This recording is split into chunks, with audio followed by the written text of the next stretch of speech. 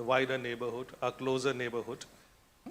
Uh, we all are aware of the multiple crisis point. We know what has happened in Bangladesh.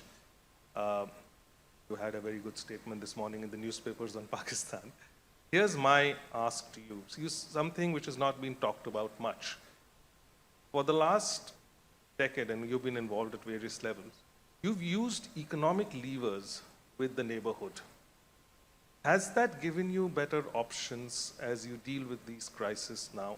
And how integrated have you actually been able, because we hear these stories about the power grid, about connectivity. How is it really working in terms of policy options? Has there been a real change? Be honest about this. Let me come back to de-risking. Okay? What happens when you have multiple neighbors? And, by definition, relationships with neighbors are very complicated. They're all democratic polities. Governments will change. There will be political debates in their country. Often we will be the center of those debates. It's natural. We are a big country. So we have to expect and plan for and build into our policy making an expectation that there will be changes, some more organic, some more disruptive in our neighborhood. How do you then deal, how do you stabilize? Because I'm now de-risking the neighborhood. Okay. You do that by creating the factors of stability. If two countries are linked by, let us say, a power grid, actually you have secured both ends. One is a producer, one is a customer, both have an interest in keeping it going. If you have a fuel pipeline, the same logic applies. If you have more trade, if you have more tourism, let's say, take Bangladesh. There's a lot of medical tourism which happens out of Bangladesh. Okay, the patients benefit there, the industry benefits here. So the whole point is, for the last 10 years when we've been talking about neighborhood first, the entire exercise is about making sure that there are so many connections in so many domains which are so indispensable, which are so deep, which are so central to everybody's calculation, that the factors of volatility get relatively diminished. So whatever happens finally, people will say, okay, we may have those differences, but there's that reality out there. And I think that's good for us. Are you seeing that change happening in Bangladesh with the interim administration?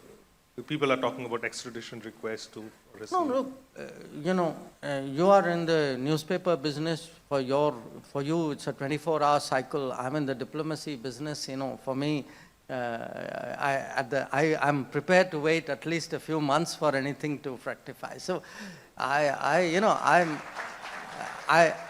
think I would not be in a hurry to call out situations. And look, I'm not saying that to be evasive or diplomatic. I urge you to look, for example, at our relationship with Maldives last year.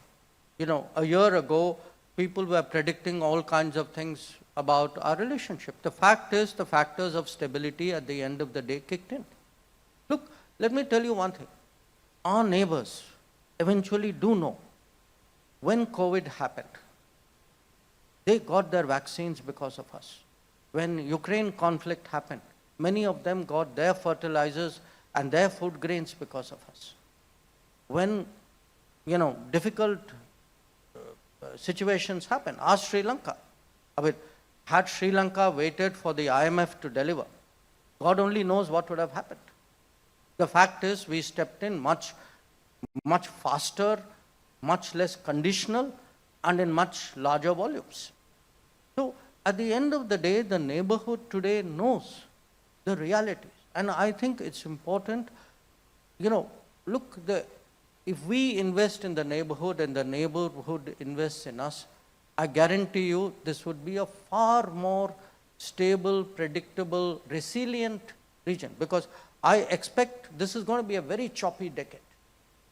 We're going to, because we have two big problems. Don't think that's the end of it. We're still in the first half of the decade.